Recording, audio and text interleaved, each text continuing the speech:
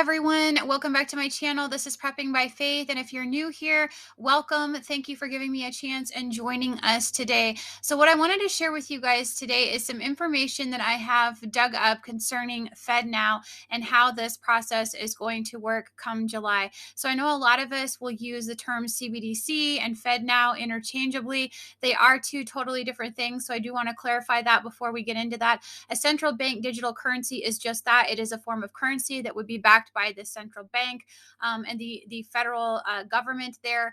That is not what this is. FedNow is actually a system that they are trying to put into place, which would go ahead and create a conduit for these bank transactions to go through that would change the way that they currently process payments. So initially what they are trying to do is make these payments swifter, and that is how they are selling it to all of us. But I do want to go ahead and touch on this article. I think it's really important because there are some things that I want to point out here about how we are essentially being sold out. And looking at the title of this article, you can see that what they are trying to do is set up this network system of FedNow and invariably not even need to utilize the central bank digital currency. And there is a reason for that. So let's go ahead and discuss this article. So it says FedNow will save the US from a CBDC. So they said up to this point, the movement of money from and across US bank accounts has been anything but swift. They go on to talk about how things can take multiple days as far as bank transactions to settle. And you compare this to something like the daily consumer experience with fintech apps like PayPal or Cash App or Bitcoin, and that are nearly instant. And you can see why America is in need of a better payment solutions. This is how they're selling it. So FedNow is this bipartisan solution, guys. Notice that bipartisan solution. So you have both sides, the Republicans and the Democrats, that are on board with this to modernize government payments. Yet reactions have been unfavorable, wrong, and weird, they say. They're talking about how the misinformation and fear mongering conversations about central bank digital currencies muddles the reality of what the FedNow system is, and as far as a favorable option for fast bank to bank payments. So the FedNow system is not a digital currency, which I have already mentioned, and it has nothing to do with the CBDC. It says it's quite the opposite. Improving the speed of retail bank systems through FedNow will instead significantly reduce the need for a CBDC in the United States.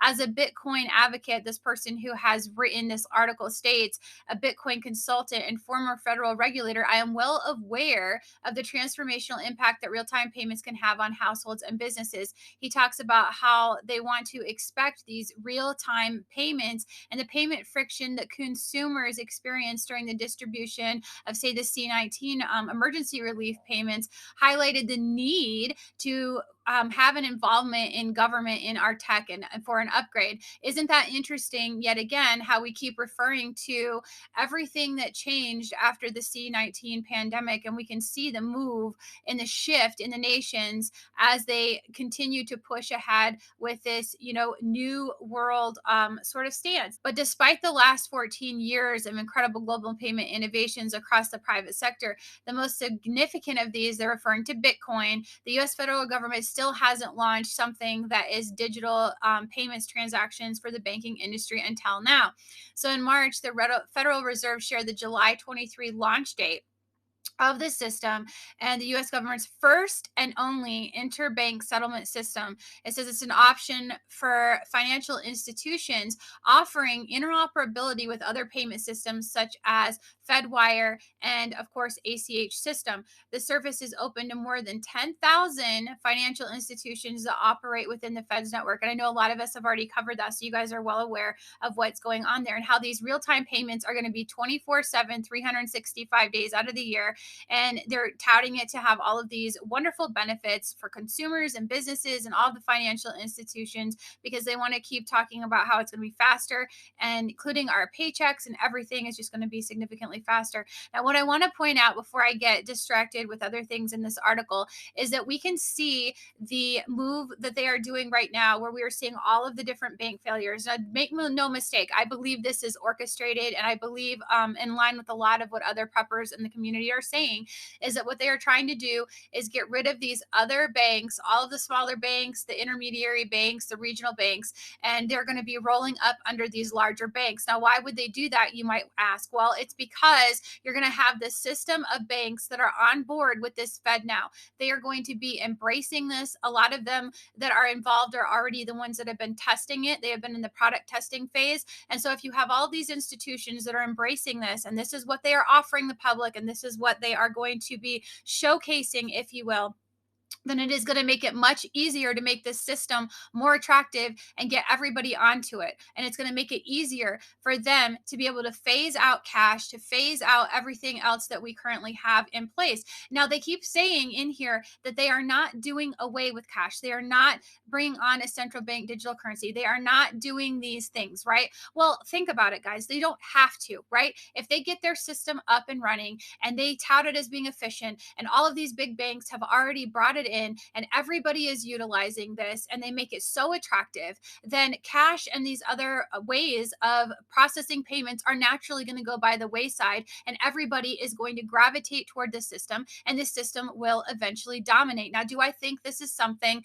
that is going to happen overnight? No, I do not. I think it's going to take them time to get this system up and running. I think it's going to take them time to get these other organizations on board. But let's just think about this for a minute. Do I think that it will be sped up if they are able to successfully get rid of these other competitors, if you will, in these smaller banks and smaller institutions? Yes, I do, because they will have all of the big players in there that they need to get this system up and running a lot quicker. And that is what this is about. It is about this push toward this direction so that we don't have to deal with these things. So they talk about these conspiracy theories. They point out Robert F. Kennedy Jr., how he wrongly announced on Twitter that the Federal Reserve would introduce its Fednow central bank digital currency. Well, he may have misspoken. He may not have phrased it correctly. But in essence, guys, if they have a system in place, they don't need a currency any longer. They're not going to need a central bank digital currency if every payment goes through this conduit, if you will, the system, and everything gets settled through that system. They no longer need the central bank digital currency. And the reason that they don't want to try to now move towards a central bank digital currency is because they realize the laws and regulations that we currently have in place are not allowing for that type of a system to go through. What they can do is they've already got everybody on board for this. So if they can get this to go through, they can get this up and running. Think about it. If the clearinghouse payment structure is there, then they don't need a central bank digital currency. They still have the ability to switch on and switch off your money. Now, they're not going to try to do anything like that right away, because right now they're trying to make it as attractive as possible. And they're not going to want to have any kinks in the network, any bumps along the way that are going to, dissuade people, that are going to get people thinking hypercritically of this new system. They want to make it as attractive as they possibly can, but they are not really going to need this central bank digital currency. And this guy goes on to talk about how they won't need it. It says, as a result, the addition of the FedNow interbank settlement system will accelerate the vast majority of payments in the United States. As per Federal Reserve, a key benefit of a CBDC is to support faster and cheaper payments, which will now already be achieved via the FedNow system. Did you hear that? So he is talking about how it's already achieved. If it's already achieved, guys, they don't even need to start looking at central bank digital currencies anymore. They have the network, they have the framework, they have everything they need, and they are going to have the ability to switch on and switch off once they've got everybody into these institutions that are utilizing this sort of a payment structure. So that is what we need to understand. And these people can keep saying that it's false claims, that it's misleading information. It is not. It is going exactly to plan. It is going exactly the way they have designed it to go. And you guys need to be aware of what is going on. Now, I will go ahead and mention another article really quick that I wanted to share with you guys. This one is coming from Watcher Guru. I'm going to be linking this stuff for you guys in the description box as always. It says, why is FedNow important and how will it challenge BRICS? Now, I thought this was really telling as well. It says, the new payment service from the Federal Reserve, FedNow, is this instant digital payment system. Banks and other leading financial institutions will participate in the service,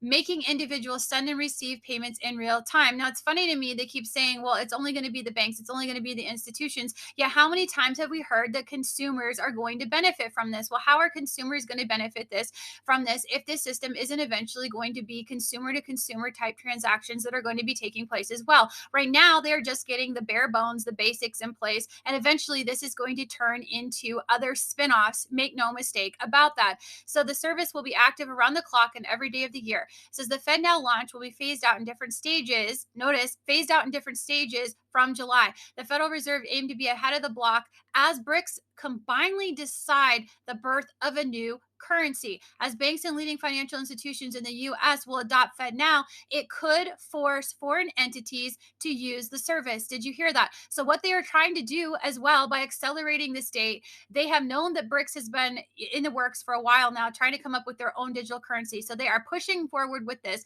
in hopes of getting this thing up and running to thwart the BRICS movement. So it says, therefore, the US dollar will transition from fiat to digital in the global sphere and reign supreme in cross-border transactions. That is what their goal is. So what FedNow will do is it will enable all the banks, any bank in the United States, not just the big ones. Okay, any bank in the United States, that's fine, except for they're not going to have just any bank in the United States. Eventually, it's just going to be these big players, these big banks, to offer instantly available funds and real-time payments to their customers, said Fed Chair Jerome Powell to the House Financial Services Committee on March 8th. So as the global currency war intensifies between the BRICS and the US, FedNow could be the game changer. Guys, it is going to be the game changer because this is what they've been working on. The ease of transactions could put FedNow ahead of the yet to be released BRICS currency and challenge its position across the globe. This is what this is. We are in a war right now. This is the war that is going on. It is not like any war that we've ever seen before, but this is what we are experiencing. So the other thing I wanted to touch on here really quick before I close, as it says the new BRICS currency could hurt U.S. living standards.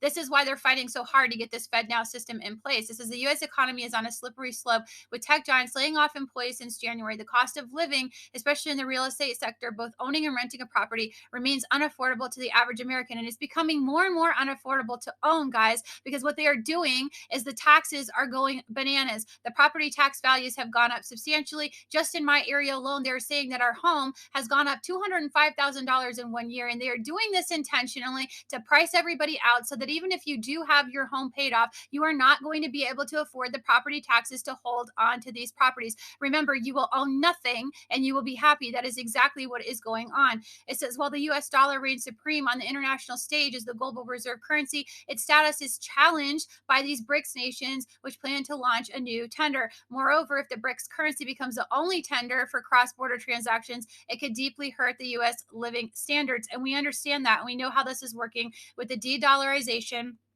in effect and how that is spreading across the nations as these Arab, African countries and other developing nations are eager to join the BRICS and ditch the dollar. So guys, understand that that is what is going on right now. This is what we are seeing play out. This is what is unfolding before us. I would love to hear you guys' thoughts. Comment down below. Please join in on this conversation. What do you guys think about this? Do you guys agree with me? Do you think that as they have this FedNow system in place, they don't even need a central bank digital currency any longer, that they won't even go after that because they are working on getting this framework set up, and we are just in the initial stages, the initial phases as they begin to roll this out? And do you guys believe that if they get the framework up for FedNow, that that is what this is as they try to combat the BRICS central bank digital currency? Please go ahead, leave me some comments. I'd love to hear about feedback from you guys. And if you guys have gained some value from this video today, please give me a like, share, and subscribe. And remember to pray, prep, and put God first. God bless.